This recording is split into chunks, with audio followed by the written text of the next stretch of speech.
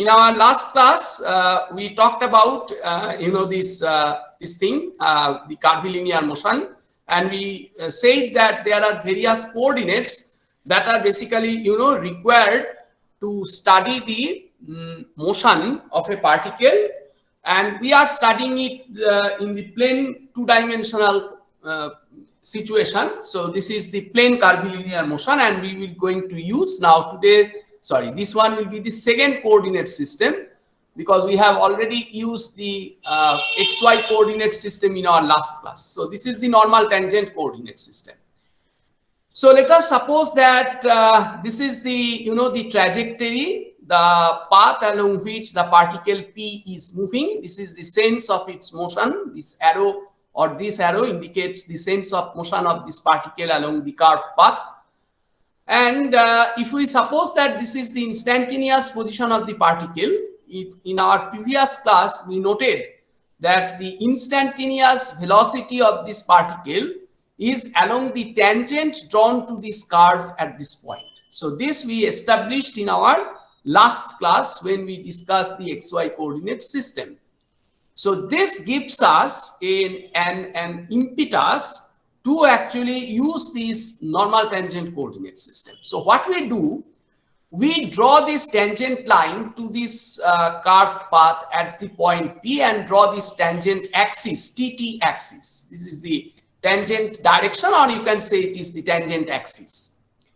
Now your velocity vector will be along this line, along this direction, and the sense of the velocity will be in line with the sense of the motion of the particle.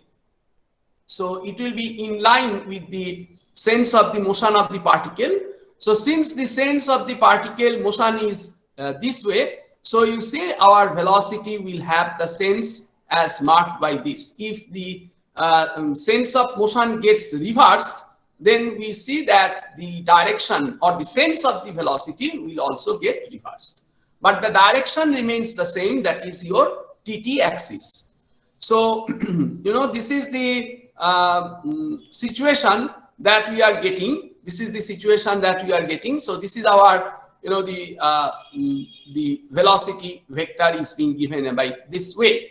So if I suppose that the unit vector along this tangent direction, right, this TT axis, along the the sense of the motion of the particle, if at this point, if I suppose that this is our unit vector, let us call this unit vector as u cap t. This represents the unit vector u cap t. Let me write this t little below here. So this is your u cap t that represents the unit vector along the tangent direction, right? And it's the sense is along the sense of the velocity vector.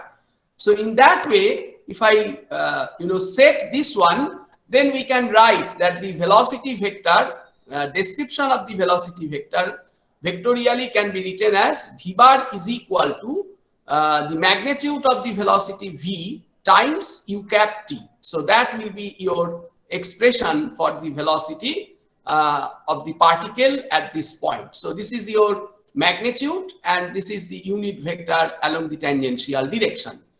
Now, if I suppose that the arc length as measured along this curve from, say, any reference point on the curve, let's say this is the point A, which is we call it as to be our reference point, and let us suppose that the arc length measured along this curved path is S. So S represents therefore the arc length. We call this is the arc length.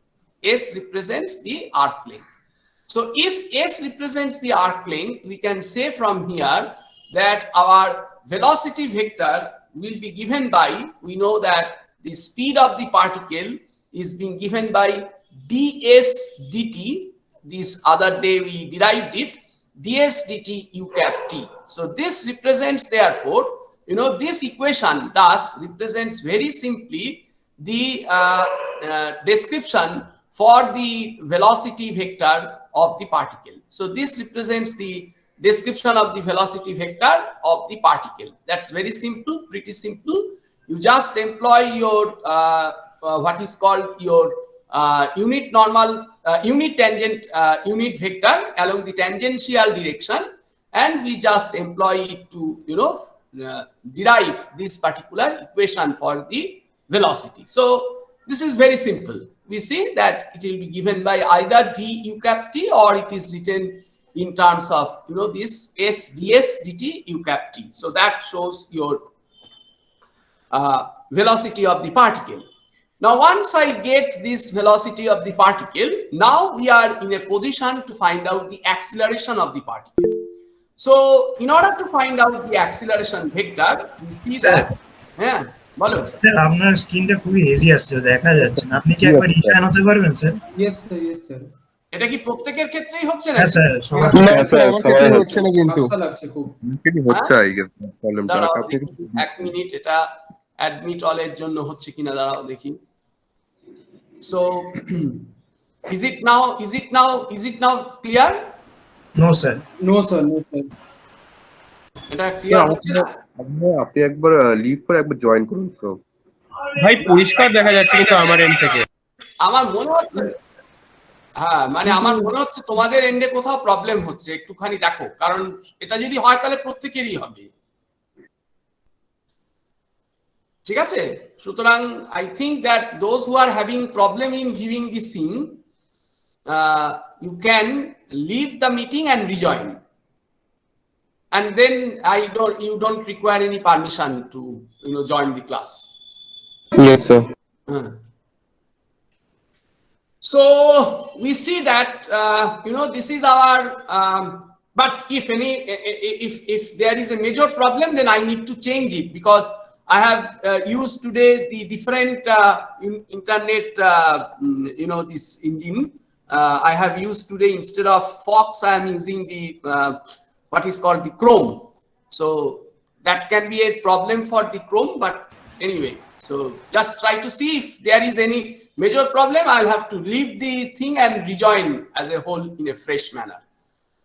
So we see that if it is the acceleration vector, then the acceleration vector will be given by the differentiation of the velocity vector with respect to time. Please note you are seeing it properly and let me know. So this is this is dv bar dt. This is representing dv bar dt, and dv bar dt means it will be ddt of this expression, that is v u cap t. Let's use this expression first. Okay, so this is your acceleration. So now what I do from here, I try to differentiate it. Note that this time you see this speed of the particle v, that is a function of time, no doubt about it.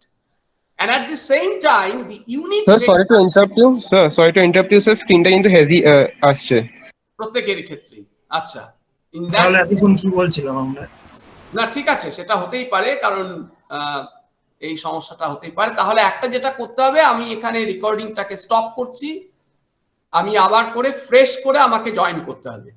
ঠিক আছে, so it will give some time, take some time. Yes sir, no problem. Okay sir, okay sir.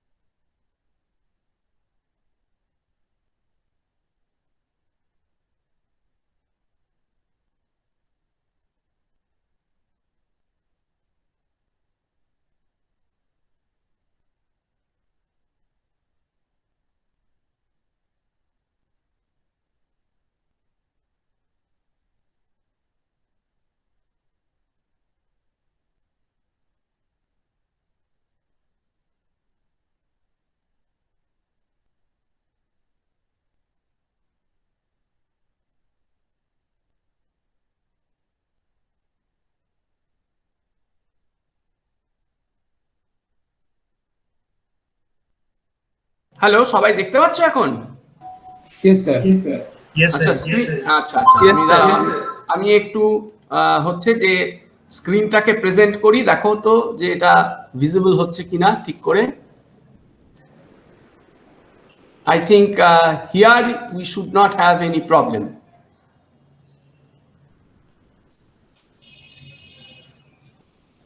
হ্যাঁ, এবার ঠিক আছে, এবার sir. ঠিক আছে। Sir ঠিক আছে এবার ঠিক আছে? হ্যাঁ, স্যার। এবার ওকে ওকে। Yes, sir. তাহলে হ্যাঁ ওকে, তাহলে যেটা করতে হবে সেটা হচ্ছে আমি এখান থেকে রেকর্ড করা শুরু করছি, কিন্তু তোমরা কিন্তু প্যারালালি রেকর্ড করো, কারণ আমার রেকর্ডিং এ একটু প্রবলেম হচ্ছে দু একদিন ধরে। সেই জন্য আমি আজকে ফক্সটা না ইউজ করে মজিলাটাই ক্রোমটা ইউজ করতে চেয়েছিলাম।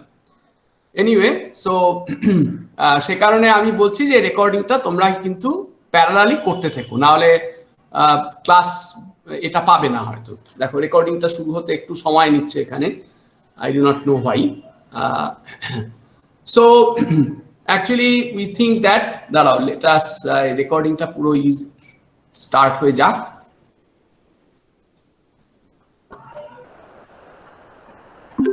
Yeah, hello. So now let me see now. Is it now clearly visible to everyone? Yes, sir. একদম ঠিক আছে। Yes, sir. Thank you. So what I find from here is this, that so we see that this was actually your representation. So I was actually talking about this particular thing. So I said that the velocity of the particle that was actually being given by this particular thing. And now I was in a position to find out the acceleration vector of this particle. And I note in this case that in this situation, the speed v, this is going to be function of time. That's no doubt about it. But at the same time, we also note that this unit vector along the tangent direction is also function of time, because as the particle changes its position along this curved path, the tangent direction also going to change. So unit vector, it means that its magnitude is same, that is 1, but its sense is function of time.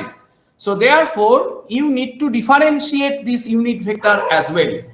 So this differentiation is to be done in the UV process.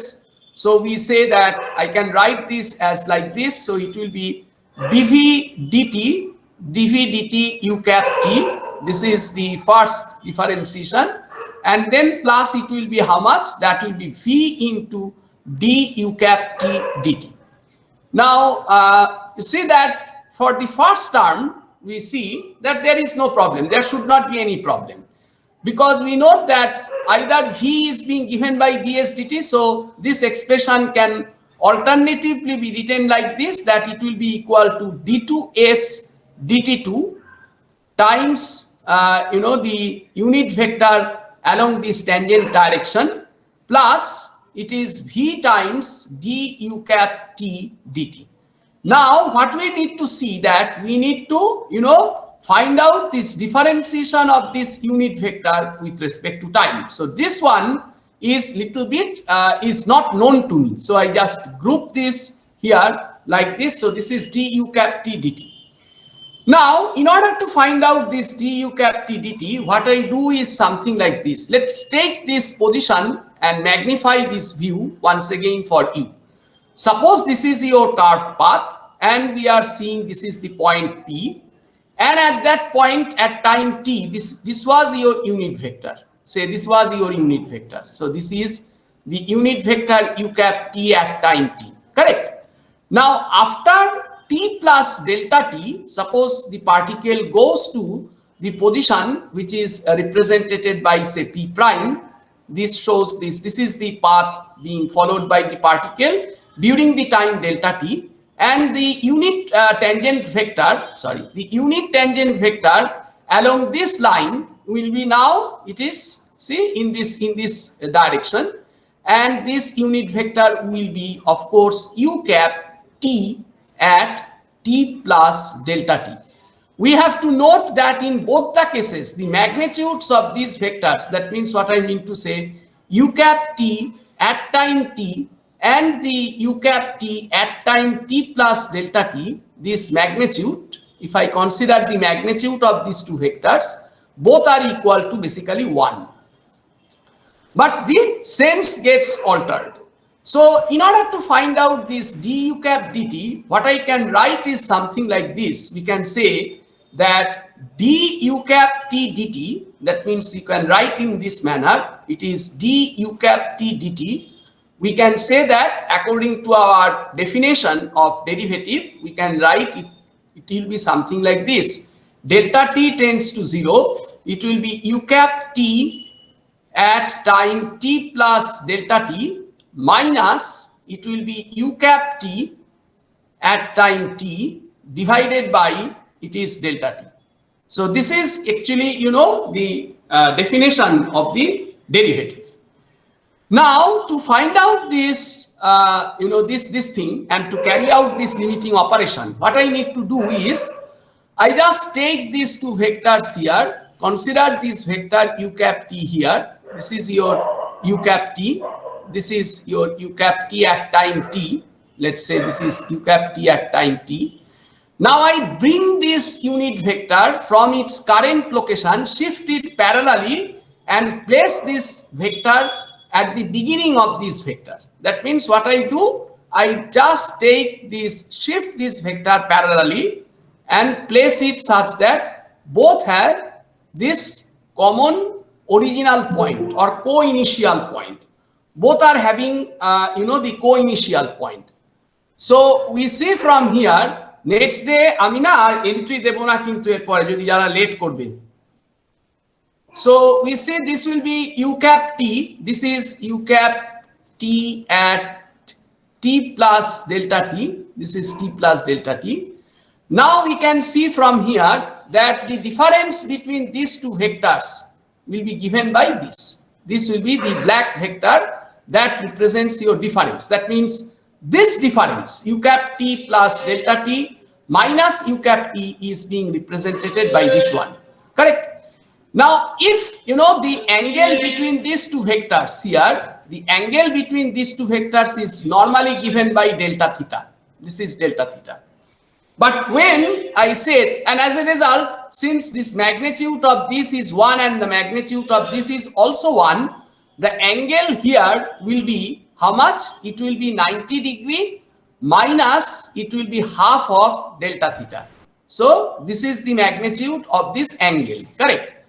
So you can very easily see that as delta t tends to 0, if I take this time vanishingly smaller, we note that delta theta is also tending to 0. That is fine.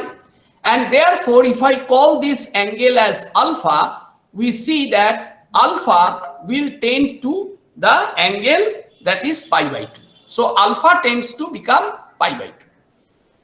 That is number one. So we see that this is the thing. And regarding the magnitude of this vector, that means if I consider the magnitude of this vector, that is u cap t at t plus delta t minus u cap t at time t, this magnitude at time t, this magnitude will be equal to how much? Now that we can say that since the magnitude of this one is 1, correct? So it is 1 times sine delta theta. So it is approximately, we can write it to be delta theta. So we see that in the general situation, this will be the difference between the two unit vectors. Now we see therefore, I can write that if I make this expression here, it will be what? I can say like this, that it will be du cap t, we can say du cap t dt, du cap t dt, that will be equal to limit delta theta, delta t tends to 0, so delta t tends to 0. I can write this expression as delta theta, so we can say this is delta theta divided by delta t. This will be your, the magnitude. And the limit of the, this is vector. So not only I have to see the scalar part, I need to assign the sense and the sense we have just seen that the angle becomes, pi by 2. So pi by 2 means that this black line is going to be tangent to this blue line. And what is this blue line? Please remember that this blue line is along the tangent. So the blue line vector, this blue line vector is along this tangent, and I am looking for a direction which is going to be, perpendicular to it, correct? And it is being rotated.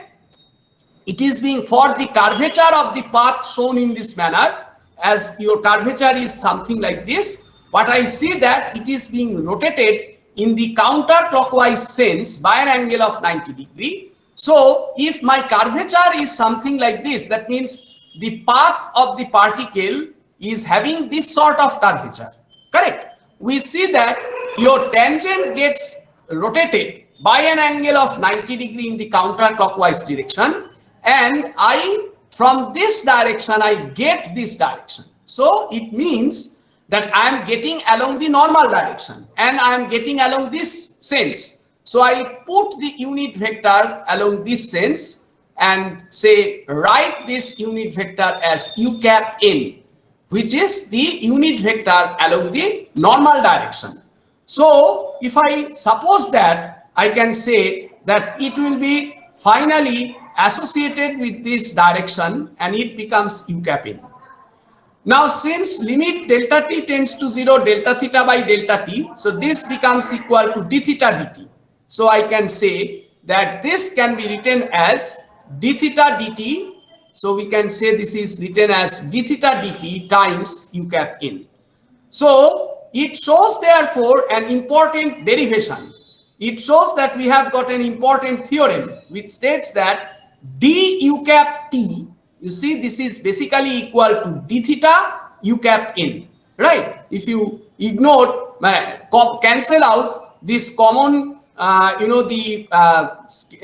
common factor called dt, because dt is taken as to be the differential. So if you take that out, you can see this is an important theorem that you get, that d u cap t becomes equal to d theta u cap n. Now, if we look at this scenario closely, let us try to see this curve once again. So this was the curve I was referring to. Suppose this was the initial position of the particle p, and after time t plus delta t, the particle goes to the position p prime. So the difference between these two positions measured along this arc length, right? Measured along this arc length, we can call this, this arc length difference as, we can call it to be equal to delta s. So this is actually the delta s, which represents the difference, small part of the change in length of this curved path. So you say this is delta s. Now, if I draw two perpendiculars, now this is the tangent, this is the tangent. So I draw two perpendiculars to the tangents at point P. So let's say this is one perpendicular, and let's say this is another perpendicular drawn to the tangents at P and P dash respectively. Say this was the tangent line at P and this was the tangent line at P dash. So I draw two perpendiculars to these respective tangents, and you see that these two normals, basically these two normals come and intersect at this point C. Now this point C which I am getting, this C is basically called center of curvature. This will be termed as center of curvature of the path, right, at P. That means at this location, this curve, the small part of the curve, can be thought of as the part of an imaginary circle or a hypothetical circle whose center is at this point C. So that's why it is termed as the center of curvature of this curved path at this point. And this distance Cp, also equal to Cp dash, is termed as, it's defined by the symbol rho, and we call this rho as the radius of curvature. We call this as radius of curvature of the path. We termed it as radius of curvature of the path at point P. You need to notice at P. You need to notice that as you move along this curve, you will be occupying different locations on the curve. And the center of curvature also, will change as your point is changing on the curve. So this C is going to change. The location of this point C is going to change. Correct. That means if you, after some time, your point is somewhere here, then your center of curvature will be, say, some other point. The radius of curvature is also going to change. So not only your center, but also your radius. Both these two parameters, which will define this hypothetical circle, they are going to change as this point P changes its location on the curve. Except there is only one curve is there, which is called the circle, for which every position on the point on the circumference of the circle, the center of curvature of the circle, that means the circle center, that remains unaltered, as also its radius of curvature, that means simply called the radius of the circle, that is also unaltered. But except the circle, all other curves is having the center and the radius of curvature, both will be variable and both will depend upon this location of this point P. That means this one is there. That is one special case for circle.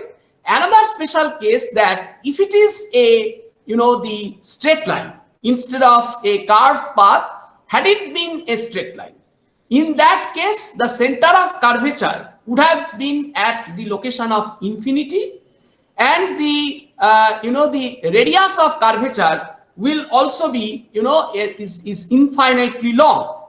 And sometimes this 1 by rho, that means inverse of this radius of curvature, it is simply called the curvature of this curved path. So it means that for a straight line, the radius of curvature being infinity, the curvature becomes 0.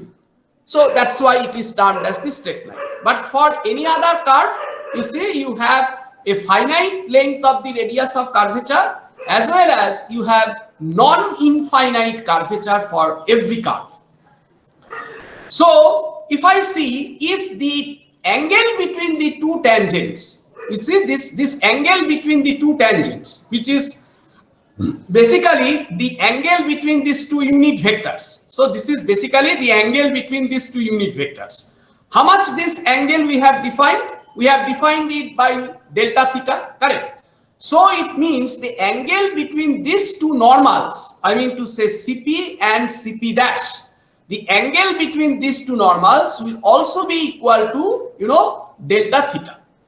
If the angle between the two tangents is delta theta, the angle between their corresponding normals is also going to be delta theta. So it's a very simple geometric theorem which you can simply verify using your knowledge of class 9-10. So that will be the case. So in that case, if I suppose this is the radius of curvature, and if I also assume that this small segment of the curve PP dash is the part of that hypothetical circle whose center is here at point C and whose radius is rho, I can very easily see from here that the simple equation that delta S, right, this is going to be equal to rho into delta theta. So you see, just by applying the arc radius relationship of a circle, only thing we need to remember that this delta theta needs to be expressed in radian, and in that case we see that delta S, that becomes equal to rho times delta theta. So we see that in the limit when delta t tends to 0, this relation, so I can write from here that as delta t tends to 0, I can say as delta t tends to 0, we can write that this equation becomes ds equals rho times d theta, correct? So ds becomes equal to rho times d theta, which simply means that your d theta, so we can write from here that we simply means that my d theta, I can write from here, this equation gives me that d theta, this becomes equal to ds by rho. So the above equation therefore can be extended, replacing this d theta term here, and I can write that this will be equal to ds by rho times u cap n, correct? So this is ds by rho times u cap n. And from this relation that d theta equal to ds by rho, we can say from d theta equal to ds by rho, we can say that d theta dt, we can write from here that d theta dt will become 1 by rho times, this is ds dt. It is not differentiation. Sometimes students argue that why rho is not differentiated. The answer to this question is that I am not differentiating anything here. I am not differentiating this relationship. What I am doing, I am dividing it by the scalar dt. So divide the time dt, scalar dt, both sides of this equation. It becomes therefore d theta dt becomes equal to 1 by rho ds dt. So I can therefore say, once I get this, that means ds dt is nothing but v. So I can therefore say that d theta dt is ultimately written as v by rho. So if now I take this expression for d theta dt and substitute it where? Substitute it in this expression. You remember, this is the expression we have. We have du cap dt, and this du cap dt we write that it is equal to d theta dt. So let me write this acceleration equation once again for you, reconciling all the terms that I am getting. So I have the first term, which is represented by dv dt u cap t, right? This was our first term of the acceleration equation. Then the second term was v d u cap t dt. In place of v d u cap t dt, I can write this d theta dt. In place of d theta dt, I can write v by rho. So ultimately, this will be therefore v by rho times u cap n. So I am reconciling all my terms. You see, this was v d u cap t dt. In place of du cap t dt, we could have written it to be d theta dt u cap n. But since d theta dt is equal to v by rho, so ultimately this relationship could have been written like this. This relationship could have been written as v by rho times u cap n. So one v is always already there. So ultimately it is v into v by rho u cap n. So I can write this expression as the acceleration vector a bar, that becomes equal to dv dt u cap t. This represents the tangential component of the acceleration, and I have the second term of the acceleration, which is being given by v square by rho u cap n. So ultimately, thus we can see that although our velocity was having just only one component, that means along the tangent direction, you see your acceleration is having both components along the tangential direction and along the normal direction. So sometimes therefore this part of the equation, we call this as the tangential component of acceleration. We call this and represent it by at, which says that this is your tangential. We can write that this is called as the tangential component of acceleration, right? This is your tangential component of acceleration, right? And this part, I mean to say this v square by rho part, this part, we call this as, we write this as an, which is termed as the normal component of acceleration. So in case of, the normal component of acceleration, so you can see from here that in case of a particle which is moving along a curved path will just have only one component, that is the dividity component. We do not have this component because for a curved path, just now we have seen that 1 by rho is becoming 0. So in this case, we have therefore in the straight line motion, the normal component of acceleration becomes equal to 0. When the normal component of acceleration can be 0, obviously for v not equal to 0, the normal component of acceleration will be 0 when 1 by rho is equal to 0. Now, not only this 1 by rho equal to 0 means this will be a straight line, but there is another possibility of that. What is that? Because you know from your knowledge of calculus that the radius of curvature rho for any curve is given by this equation. What is this equation? It is 1 plus dy dx whole square whole to the power 3 by 2. Recall your differential calculus lesson, divided by modulus of its second derivative, that is d2i dx2. Correct? So we find therefore that 1 by rho will be equal to 0 if, you see, if you find that the second derivative of any curve d2i dx2 at some point is equal to 0. So this second derivative at there are certain curves, there are certain points actually on the curve for which your second derivative can be equal to 0. Say for example, if you take y is equal to x cube, a very simple curve I am taking. You can have number of examples. You see from here that the second derivative, that means the y2, at x equal to 0 is becoming equal to 0. See, therefore, so you come out with so many examples. Now, if for a curve the second derivative corresponding to some point becomes equal to 0, then those points, they refer to the points of contraflexion.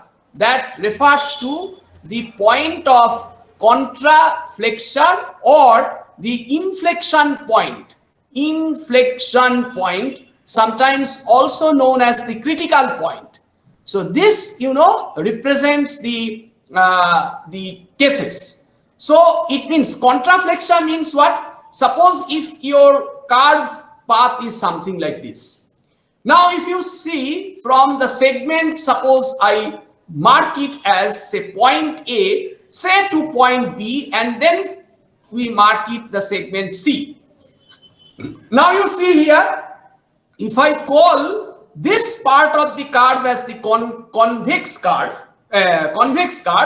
then this part BC will be the concave part.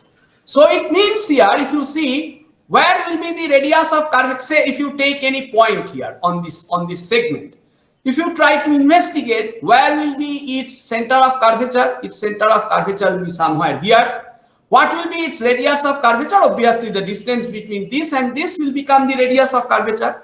Now, if you take another point here in this segment, if you find what will be the center of curvature for this segment at this point, you see the center of curvature is here.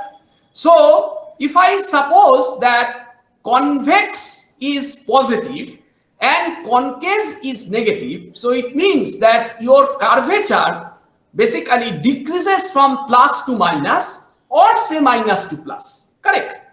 So either if I go along this way, my curvature is decreasing from positive to negative value, or if I go along this way, my curvature increases from negative to positive value. In either way, you see, there will be some location on this segment, on these two parts, there will be some location on the point where your curvature becomes equal to 0.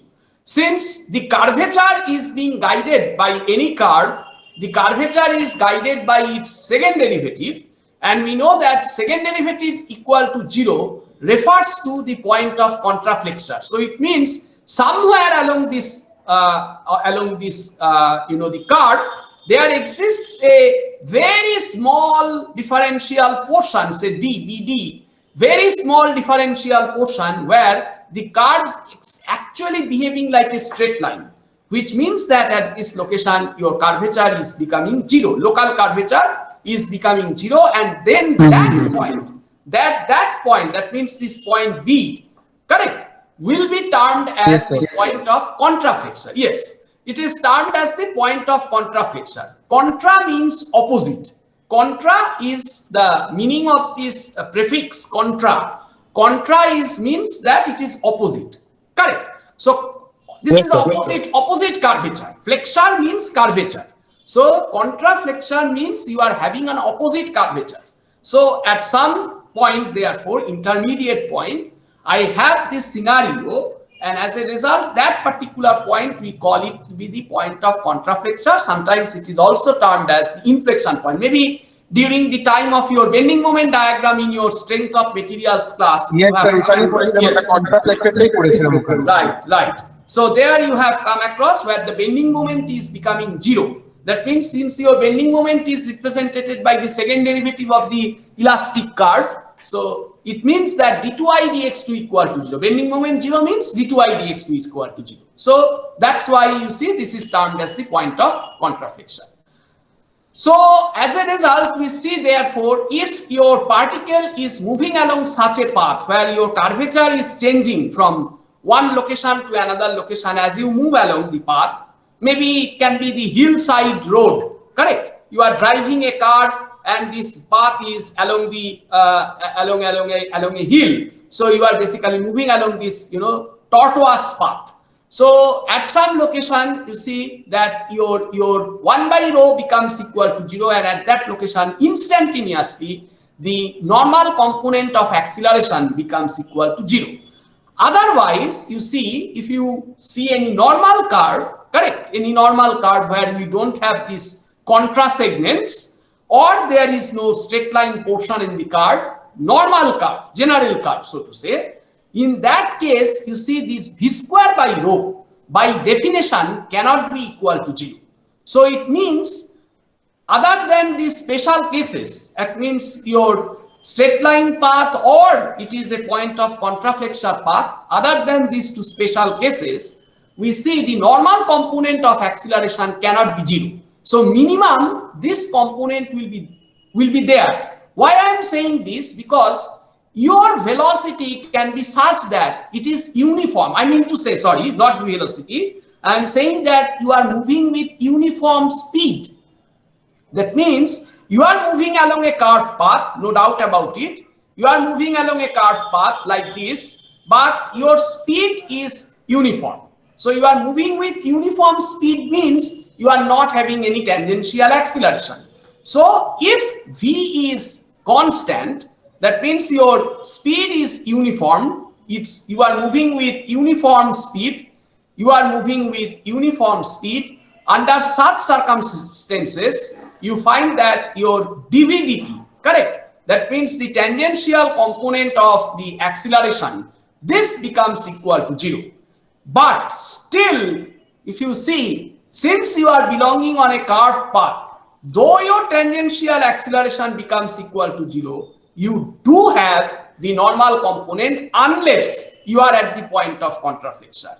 So even you are moving along a curved path with a uniform speed, you will be having acceleration. You will experience acceleration, and that acceleration is nothing but equal to an, which is the normal component of the acceleration. So this is the normal component of acceleration. So unless you are not at this special point, so you see this normal component of acceleration will be always there.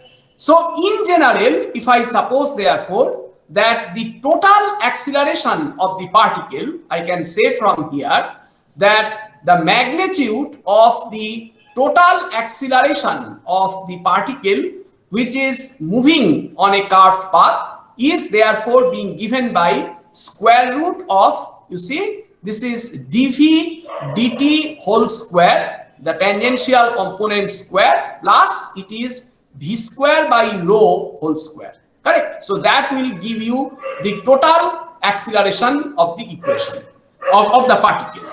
And you note that your tangential component, we see that it is being given by dv dt, that is its first definition, Now remembering that V is equal to ds dt, so you can write it by the second derivative also, that is d2s dt2.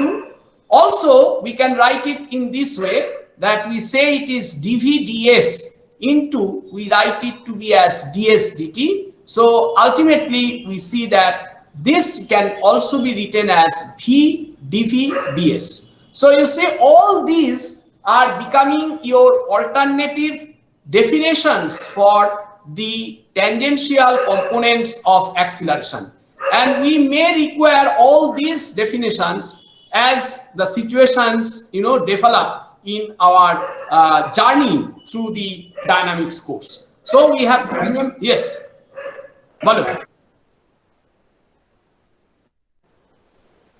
এই যে আমি কি বললাম, inflection পয়েন্টে কি হবে, at the point of inflection your 1 by rho will be equal to 0. তাহলে 1 by rho যদি 0 হয় তাহলে নরমাল কম্পোনেন্ট সেখানে শূন্য হয়ে যাবে, বুঝতে পেরেছো? So we see therefore that the tangential component of acceleration is বুঝতে পেরেছো তো, যে পয়েন্ট অফ ইনফ্লেকশনে ওই জিনিসটা থাকবে না, and tangential acceleration is being given by these alternative equations. Either it will be represented by dv dt, or it will be represented by d2s dt2, or it will be represented as v into dv ds. তাহলে আমরা এই রকম ভাবে, in this way we can find out the tangent normal components of the acceleration of a particle. So that is the thing. I hope that you have understood the basic theory for this. Is it okay? Or if you have any question, feel free to ask me, and I will just advise you, whenever in my at any point of lecture, if you have any doubt, please interrupt me at that point and raise your question. Don't ask the question when I have already crossed over to it and entered into discussing another new thing. Please stop me at that point of time if you have any query, any doubt, any clarification, and ask me about your about your query or about whatever you like to know. So till now the theory that I have shown you is I think is being understood by everyone. So Yes, sir. okay, fine, thank you. So I now move on to the next definition of the coordinate system, and will then take up the problems together, maybe in this class or maybe in the next class as time permits. So now I am going to discuss the second coordinate system. The second coordinate system, you remember, I told you, this is called the r theta coordinate system, or this is also called the polar coordinate system, because in your class 11 coordinate geometry, the xy coordinate is called Cartesian coordinate and r theta coordinate is called the polar coordinate. So it is also known as the polar description of the motion. So in this case, what will happen? Let us consider we have again a plane motion. Let's say the motion is taking place along the xy plane, and you should remember that all these descriptions that I am telling you, that means earlier we described the xy coordinate system, today we described the normal tangent coordinate system, and going to discuss the r theta coordinate system. All these are alternative descriptions of curvilinear particle kinematics, correct? So they can be therefore alternatively used, and for a same problem you can use all these three coordinates to solve your problem. But whether you will be adapting xy coordinate, whether you will be adapting the r theta coordinate, or whether you will be adapting the normal tangent coordinate system, that actually depends upon the experience, and it also is depending upon your convenience for the algorithm of your problem, correct? So if any problem can be easily solved by xy coordinate system, we may not require the r theta description or the normal tangent description for the problem. So it depends upon your convenience primarily. So suppose that you have a curved path, like this, say particle is moving along this curved path. Let's say this is the sense of motion, correct? Now at any instant of time, suppose the particle is here at this point. Now firstly, the location, how I can specify the location of this point with respect to this, for that I consider, say, the x-axis. Suppose this is x-axis and this is our y-axis. We can call them as x and y-axis respectively. And I take this as my reference line. I consider this for my reference line. Now, in order to specify the location of this point on this curved path, what I can do is we can draw a position vector from the origin to this point. So this is your position vector. Let's call this position vector as the magnitude, we call it as r, and I can specify the angle this line is making with this reference line, and we depend upon how this reference line needs to be rotated. For example, the reference line needs to be rotated in the counterclockwise direction to arrive at this line. So that's why I put an arrow here like this, and I call this angle as theta. And I can specify the location of this point P as this by these two coordinates, correct? Now, at this point of time, let us suppose that I attach one coordinate unit vector along this direction. And let us call this unit vector as u cap r, correct? And perpendicular direction to this u cap r and along the sense of this angle theta, I describe the the perpendicular line to your previous line, like this. Sorry, it's not becoming like that. Actually, the control becomes difficult in tab. Okay, let's say this is almost becoming 90 degree, and let us suppose that this vector, we call it as u cap theta, unit vector. So you can very easily understand, as the particle changes its location,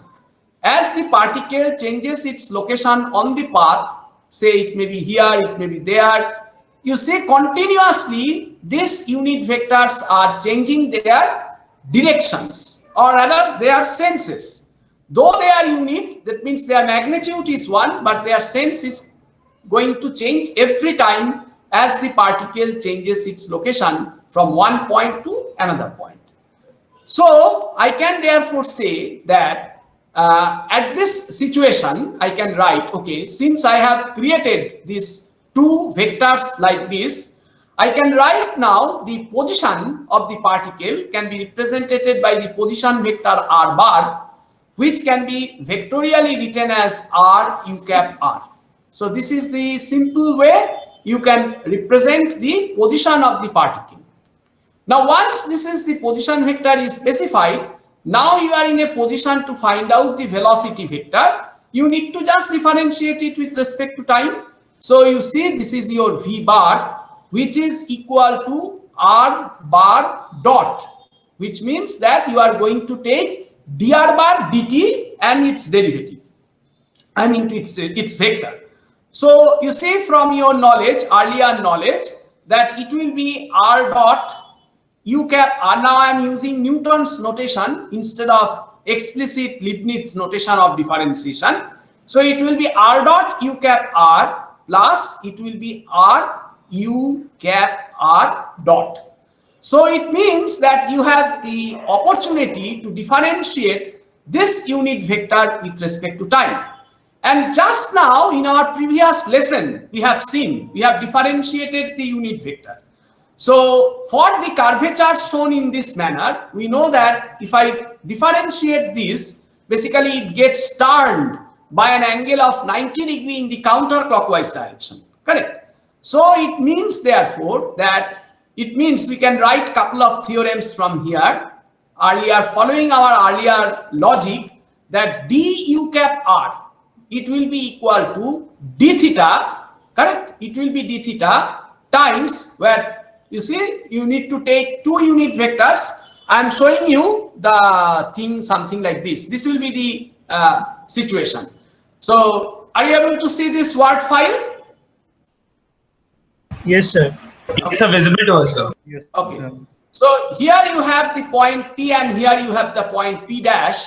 So you have this unit vector u cap r, you have this unit vector u cap theta, correct? After time t plus delta t, you have this location. So it is r bar changes to r bar plus delta r bar, and your unit vector gets changed from u cap r to u cap r plus delta u cap r, and this is u cap theta plus delta u cap theta.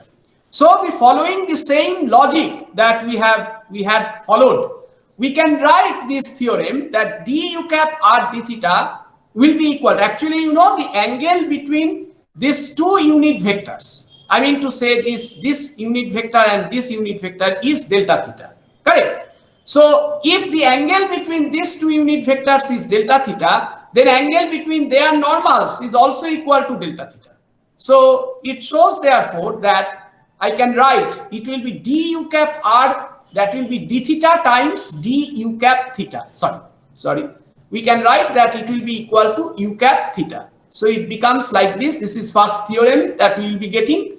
And the second theorem is that d u cap theta, see, it will be the magnitude is d theta. Now it will be turned by 90 degree in the counterclockwise direction. So you have this one getting turned to this direction, and then you need to differentiate this one. So again it will be turning, and this angle is 90 degree, this angle is 90 degree, so it will fall exactly in a opposite direction with the previous one. So it means that you have a minus sign here, so it is minus d theta. So let me put this minus sign in a prominent way. So we can see from here that d u cap theta will become minus dr into minus d theta, sorry, this will become minus d theta minus d theta times your u cap r. So these are your important theorems that you need to remember here. So it means that your u cap r dot will be equal to how much? It will be theta dot u cap theta. So in place of this, I can write, therefore, it becomes r dot u cap r. Use this equation, divided by dt, then it becomes d theta dt. D theta dt means it will be r theta dot times u cap theta. So you see from here, your velocity of this particle v bar is thus having 2 components. One is r dot u cap r, and another will be in the theta direction. So it will be r theta dot times u cap theta. So this will be, therefore, it's going to be my expression for the velocity vector in r theta coordinate system, wherein I call this component, this r dot, I call this as Vr, which is termed as the radial component of velocity. It is termed the radial component of velocity of v bar, correct? And exactly in a similar manner, this r theta dot, we call this as v theta, and this is termed as the cross radial component. It is termed as the cross radial, or there is another term which is normally used in fluid mechanics and heat transfer, that is termed as the azimuthal component. Yes, sir. Yes, sir. Azimuthal component of v bar. So you have these 2 terms of the velocity vector that will be, having here like this. So I think it is pretty understandable by everyone. Now, once I get that this is the expression for the velocity vector, now I am in a position to find out the acceleration of this. So again, what I need to do, I just differentiate this with respect to time to get the acceleration dv bar dt, which will give me the acceleration vector. So that is going to be equal to ddt of, you remember this entire thing, that is r dot u cap r plus it will be r theta dot, u cap theta, right? So this is the entire expression. And if I differentiate again, considering the UV rule, it will be r double dot u cap r plus it will be r dot u cap r dot. I'm going term by term differentiation so that you don't have any problem to understand. Then you have ddt of r theta dot, sorry, it will become ddt of r theta dot u cap theta plus it will become r theta dot into u cap theta dot. So I think this is pretty well understood. Now I just go by this. This is r double dot u cap r. We have used u cap r dot and we know our result that it will be theta dot u cap theta. So I put it will become r dot theta dot u cap theta. Right. Now this one, will be exploded. So it becomes r dot theta dot u plus it becomes r theta double dot u cap theta, right? And then you have, this is u cap theta dot, and since you know that we have d u cap theta, you remember we said d u cap theta is minus d theta u cap r, so it means u cap theta dot is basically minus theta dot u cap r.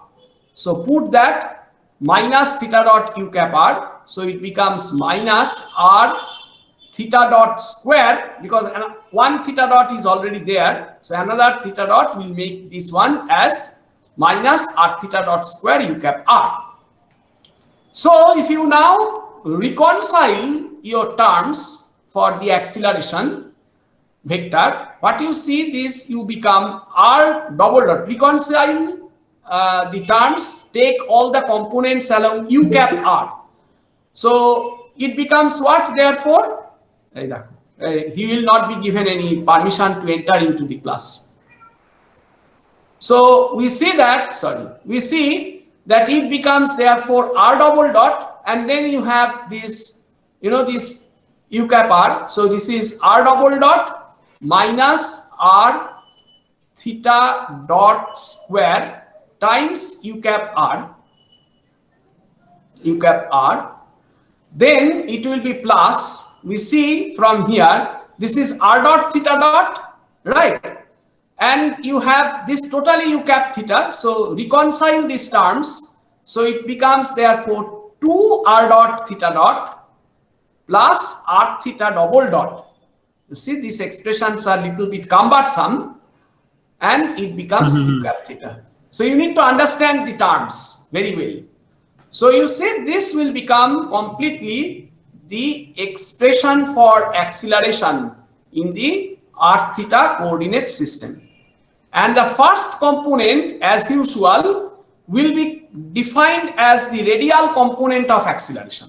So this component, this first component, you see this one, this is our radial component of acceleration. So AR is going to be equal to, you see here, AR is going to be equal to r double dot minus r theta dot square. This is the radial component of acceleration. We write this is radial component of acceleration vector. And this one, a theta, which is equal to 2 r dot theta dot plus r theta double dot. This represents the cross radial or azimuthal component of acceleration. Cross radial component of acceleration, or simply called theta component of acceleration.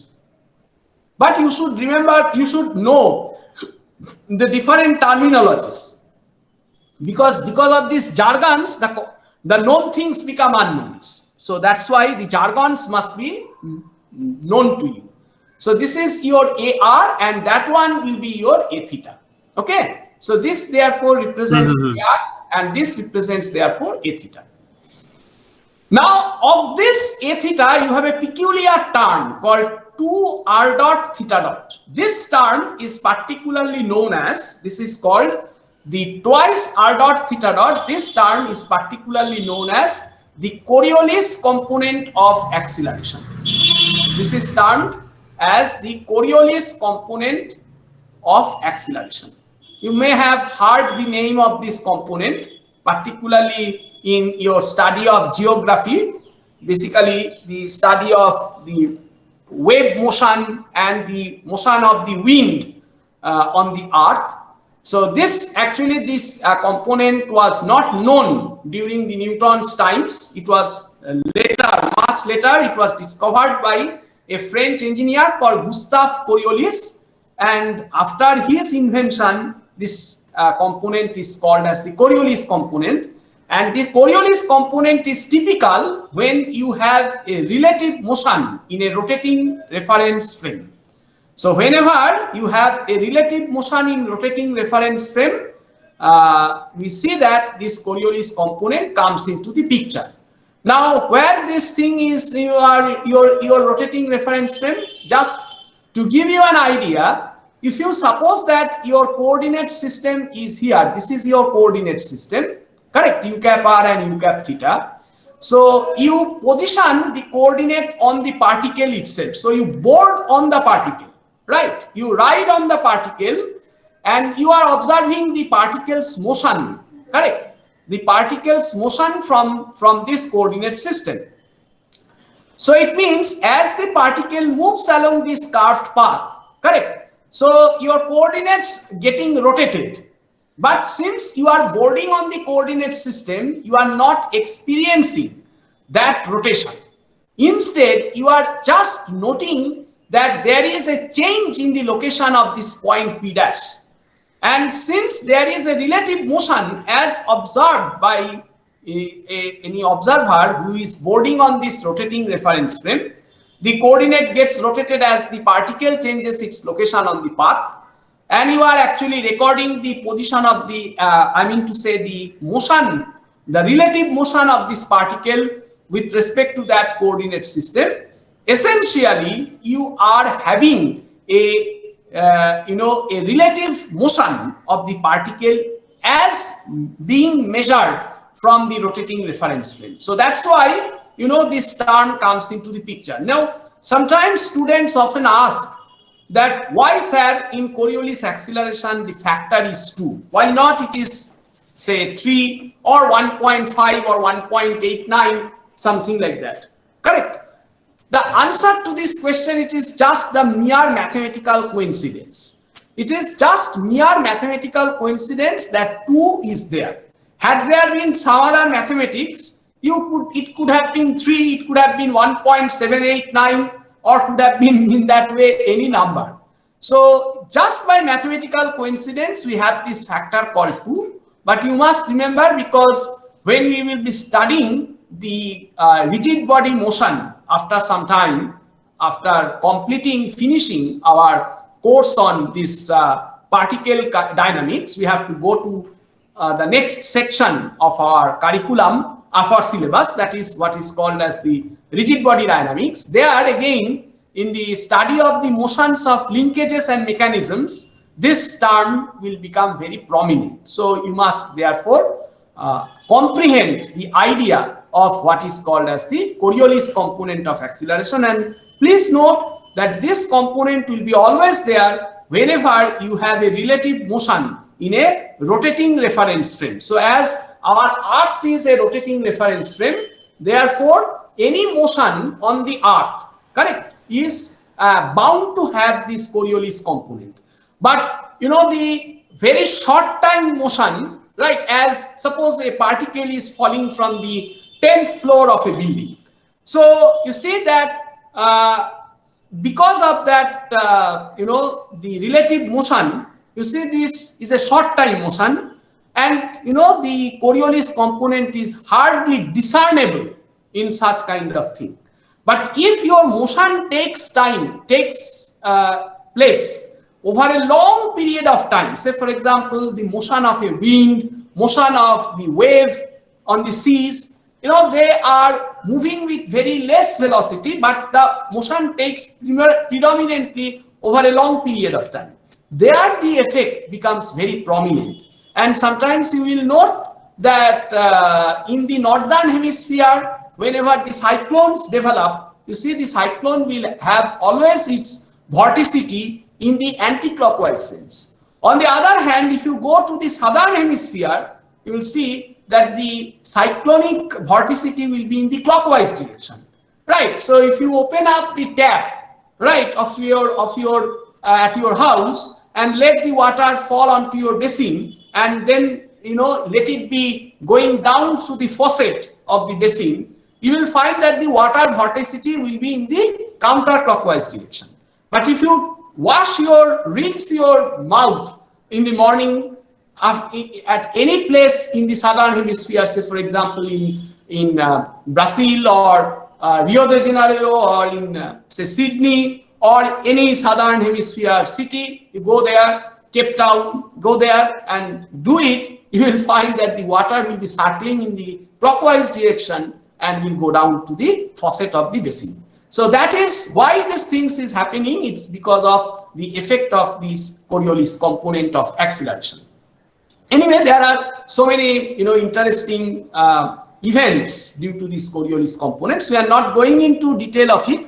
Anyone who is interested to study further, they can go to the suitable references to know about the Coriolis acceleration in greater detail.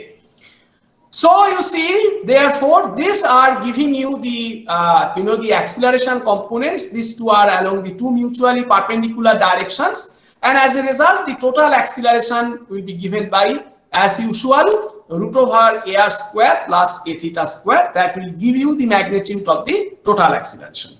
So I think this theory is about your r theta coordinate system of description of motion is readily available and you can understand it very well. Do you have any question? Feel free to ask me. Otherwise, we'll move to show you some problems. Say, I show you two problems from here. Okay? ঠিক আছে? If you have any, ঠিক আছে? Okay, thank you very much. Yes, sir. Okay, thank you. So in that case, we'll say move on to, this is the theory. In greater detail, you can look at from the book and go through it. Let us quickly go through the, this thing. Say, just showing you how we can get the idea of it. For example, let's take any arbitrary problem from here. Say problem number 2/107. The detail of it is to be carried by yourself at your home. I'll just outline the solution here. Will help you how to model the problem. Say for example, let's look at this problem 2/107, which says that you have a car which is moving on a curved path, for which you see the radius of curvature is 40 meter. You see this symbol, it means that the center of curvature is at a far away distance, right? So since it is a large distance, it is shown by this broken dimension. So this is the broken dimension normally used in engineering drawing. When you're compared to other dimensions of the drawing, the dimension becomes very large that it cannot be plotted in a scale. So that's why this is shown in a broken dimension. So so this this radius is 40 meter, the radius of the path, and there is a car, correct? And this shows there is a height of 0.6 meter. What is 0.6 meter? The mass center of the car. That means we will assume that our particle is this center of mass. We ignore the physical dimensions of the car, assume it, model it to be a particle, and the particle is at a height of 0.6 meter from the surface of the road.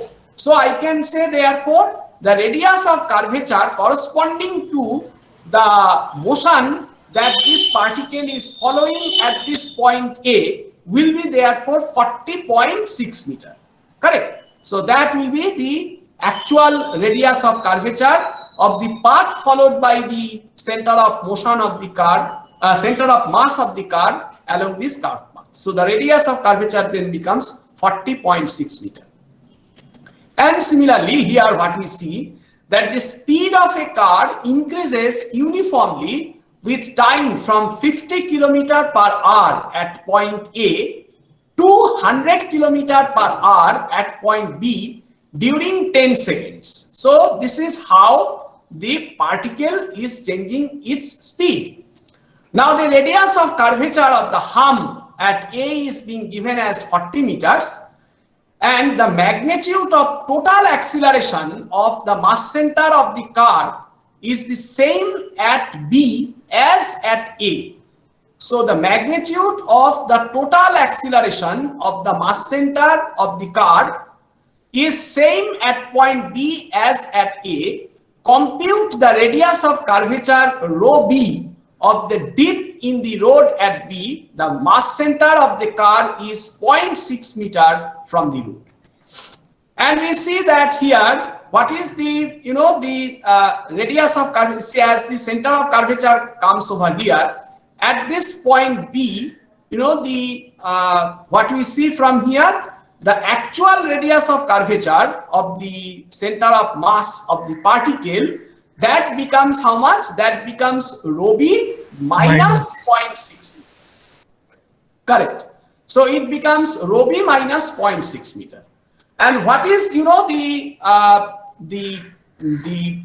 what is called the tangential component of acceleration? Now, since it is uniformly decreasing, see the car, increasing. The car is having uniformly increasing acceleration from 50 km per hour at point A to 100 km per hour at point B.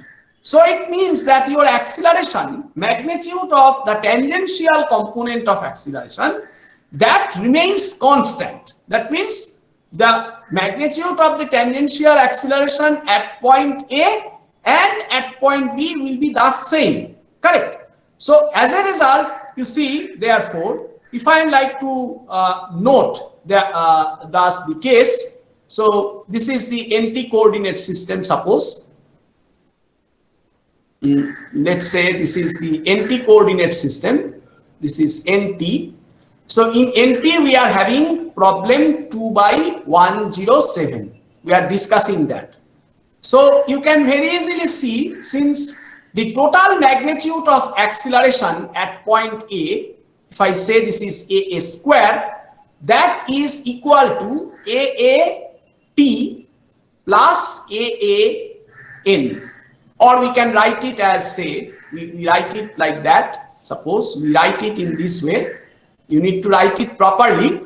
So without writing properly, just scratching will not give you any marks. So you need to write them properly and give the proper reasoning. So this is your acceleration, and your AB square, that is also equal to your tangential component at point B square plus this will become AN at point B square. Now you see these two are equal, and these two are equal. So it means from here that essentially you are getting normal component of acceleration at point A and the normal component of acceleration at point B, A and B, these two will be equal. What it means from here is that VA square divided by rho A must be equal to, rho means here radius of curvature of the center of mass as it moves along that curve. So this will be therefore VB square divided by rho B. Correct. So it means therefore that VB square, rho B, since my objective is to find out rho B, so I can say rho B, that is equal to, this is rho A into this one will become VB square, VB by VA whole square. So since it is 100 kilometer per hour and this is 50 kilometer per hour means this will become 4 times rho a, right? So Sir, we can, হ্যাঁ বলো। sir VA square by rho a plus মানে ওটা 0.6 ওখানে করতে হবে না, আর এটা minus মানে এই যে আমি এখনো রেডিয়াস গুলো বসাইনি, কার্ভেচার গুলো বসাইনি এখন। আচ্ছা, আমি প্রথমে ইকুয়েশনটাকে ফ্রেম করলাম, কারেক্ট? এইগুলো কি? এইগুলো হচ্ছে যে remember, if this is your path, actually your centre of mass is following a parallel path like this. You understand? So actually বোধহয় আমি উল্টো কার্ভেচারটা এঁকেছি। এনিওয়ে, সো এইটা উপরের দিকে ছিল, এটা নিচের দিকে ছিল, সেটা বোধহয় ছবিটা, হ্যাঁ এটা উপরের দিকে, আমি উল্টো এঁকেছি, বাট দ্যাট ডাজন্ট ম্যাটার, বুঝতে পারলেই হলো। So this is, suppose this is your, say let us call this is point B and this is your point A. So actually here I am seeing this is your rho A and here this will be your rho B, correct? তার মানে actual radius of curvature of the path is being given. So rho B is actually, it refers to, so if I call the radius of curvature of the path at point B, if I call this as rho dash, right, then rho dash B will be, this will be equal to what? It will be rho dash B minus 0.6 is equal to 4 times, this one will be rho dash A plus 0.6. Is it okay? yes. Yes, sir. So then what I get from here, that rho dash B then becomes equal to 4 times rho dash A plus it will become 5 into 0.6, means it will be 3. So it is 3 plus 4 times rho dash A. So if you see, go and see here, the radius of curvature is being given to be equal to 40 meter. So accordingly you can calculate, and how much will be your radius of curvature, you can get it, correct? So just see whether I have made any numerical error or not. Otherwise, this one you can go it in this manner. ঠিক আছে? Yes, sir. Okay. Yes, sir. Yes. Okay. So now if we move on to say another problem, say a problem like this. Quickly we need to do 2 by 118. A particle is moving in the xy plane, has a position vector being given by r bar equal to 3 by 2 t square I cap plus 2 by 3 t cube j cap, where r is in inches and t is in seconds. Forget this FPS system. Calculate the radius of curvature rho of the path for the position of the particle when t becomes equal to 2 seconds. Sketch the velocity and curvature of the path for this instant. So this problem is a mixed problem. So that's why let's take this problem here. Let's say it is problem number 2 by 118. So in this case, you note that your r bar, the position vector of the particle, it's given in the xy coordinate system. So it is seen that it is how much? This is 3 by 2 t square I cap, 3 by 2 t square I cap plus 2 by 3 t cube j cap. Correct? And we are trying to get it at t equal to 2 seconds. That's what the problem is.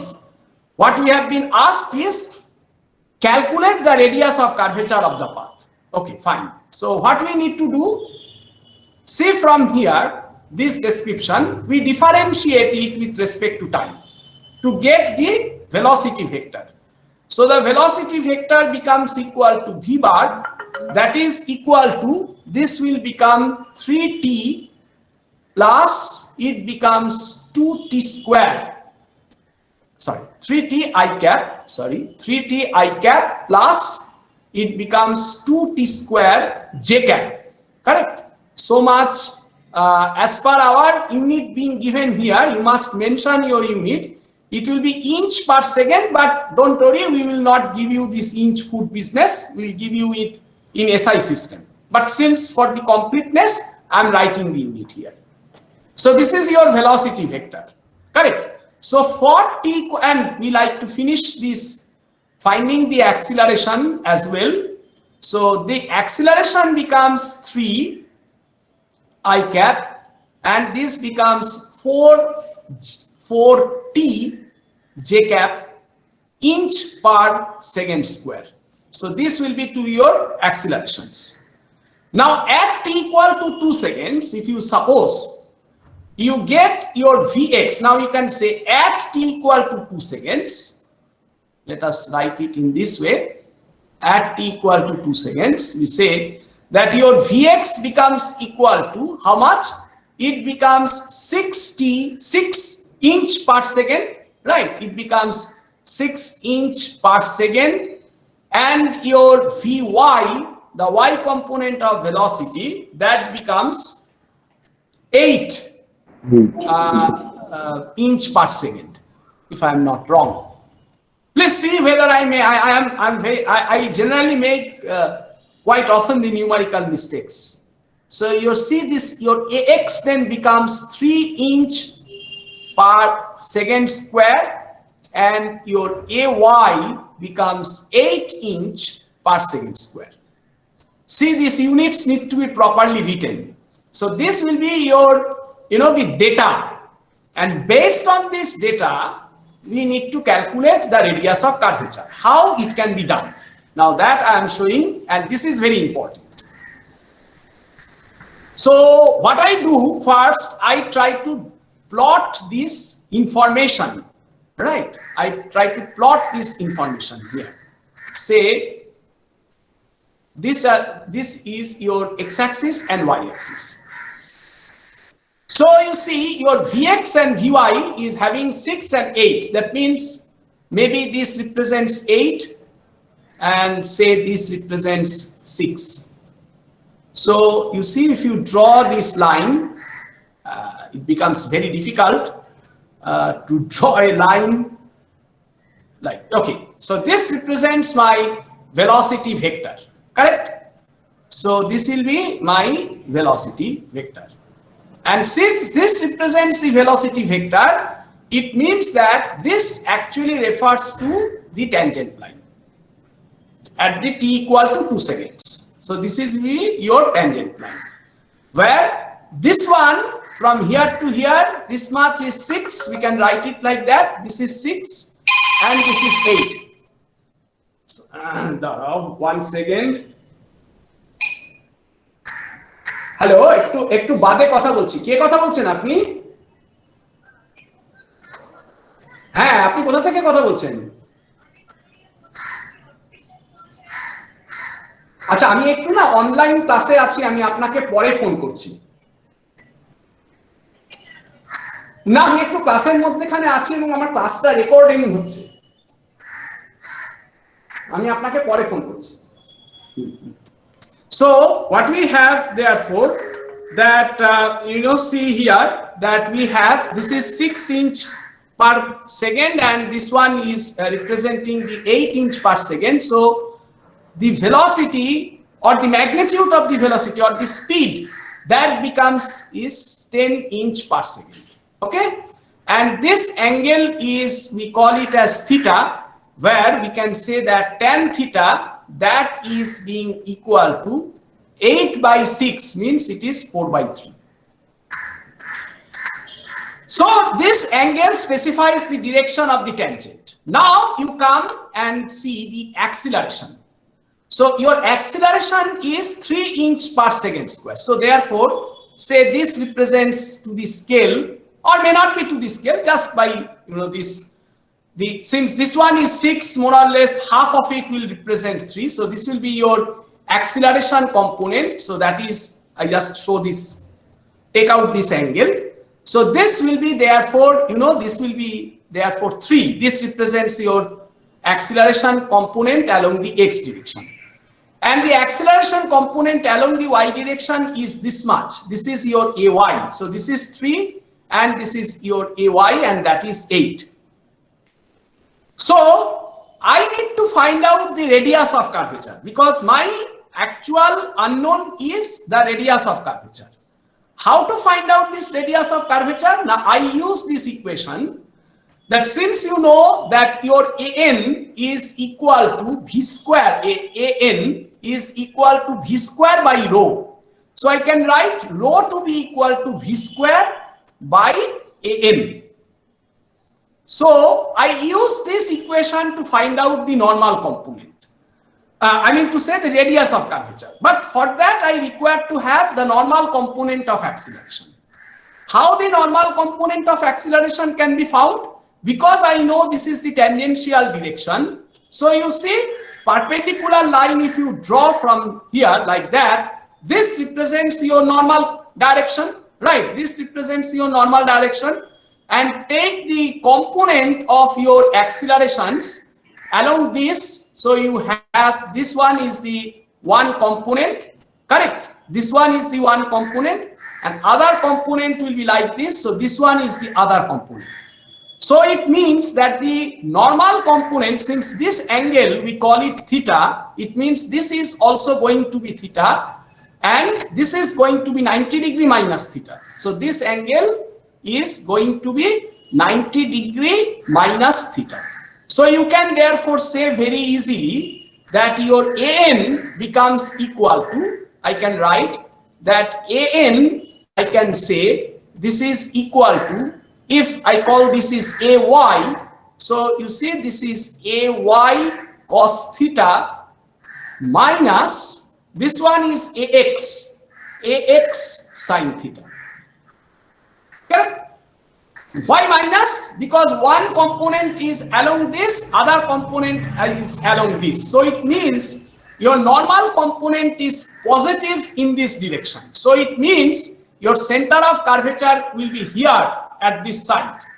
Had it been opposite, that means if this component is more than this component, in that case your normal component of acceleration, resultant normal component would have been directed in this direction, and therefore at that location the center of curvature would have been here. So it means that if you follow the path followed by the particle will be something like this. This is an arbitrary curve that I can draw. So your path for the motion of the particle can be this, and this will be your sense. Why our sense is like this? Because your arrow is this way.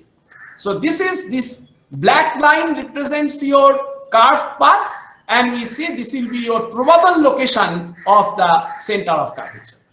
And now if you substitute all your results, because you know tan theta equals 4 by 3, so cos theta must be 3 by 5, sin theta must be 4 by 5. So you can say this one is 0.6 times AY minus this is 0.8 times AX. So just substitute it here.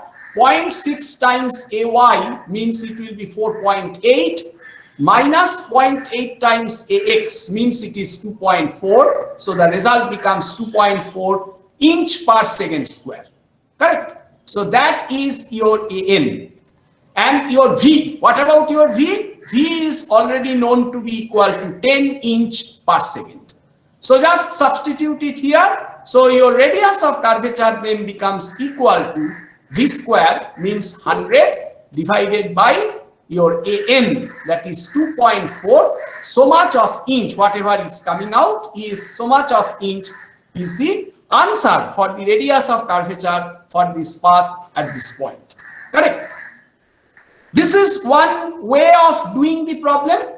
The other way of doing the problem is to find out the equation of the path, which is the very long. The second method I am telling you, but it is very long. How you can do it? Now you say this is your x equal to 3 by 2 t square. Your y equals 2 by 3 t cube. So you eliminate this time from these two equations. Eliminate the time from these two equations. That means it will be twice x by 3 whole cube is equal to 3 by 2 into y square. This time gets eliminated from this. So you have a relationship between y as a function of x. Now once you get y as a function of x, now you can use your calculus equation for the radius of curvature and can get at t equal to 2 seconds your x must be equal to how much? Just put t equal to 2 seconds over here. So your x must be equal to, I think it will become 6 inch, and your y becomes equal to t cube means 8, so it becomes 16 by 3 inch. Correct? Just check whether I am correct or not. So these are your x and y coordinates of the point at t equal to 2 seconds. Now after setting this y equal to f of x type of relation, you go for the differentiation, and from there you calculate your second derivative and plug these coordinates for t equal to 2 seconds into that equation and get down the value of the radius of curvature. Undoubtedly, this second method will be very long, but you can find the radius of curvature very easily by plotting simultaneously the velocity components and the acceleration components in a graph, thereby identifying the sense of the tangent axis and identifying the sense of normal axis, and from there you find out the normal component of acceleration, and from there you find out your radius of curvature at that point. So students, therefore in up to this today's class we have discussed you know the what is called the problems in your normal tangent. We have discussed the theory for the normal tangent and the r theta coordinate systems both, and you know the what is called, we had the time to discuss the problems from the NT system, and when we will be meeting in our next class we will take say 2 problems from the r theta before we move on to the next part of our journey. So I stop recording at this point. Okay, sir. And make this discussion open for your any query you are having. বলো, কোনো query আছে কি? Unmute yourself and just tell me whether if you have any query or not. আছে কিছু? এই পিডিএফটা কি লাগবে তোমাদের? হ্যাঁ স্যার, দিয়ে দিলে তো খুব সুবিধা হয় স্যার। এটা দিয়ে দেবো? আচ্ছা। হ্যাঁ, তোমরা রেকর্ডিং করে দিন। রেকর্ডিং করেছো তো ক্লাস? হ্যালো হ্যালো, হ্যাঁ ঠিক আছে, বুঝতে পারলাম, কিন্তু আমি যেটা বলছি আমার প্রশ্ন হচ্ছে রেকর্ডিং করেছো তো?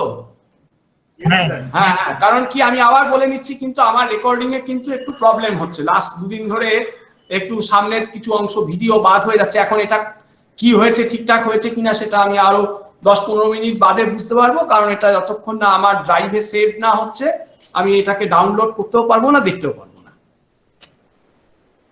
সুতরাং এইটা হচ্ছে গল্প।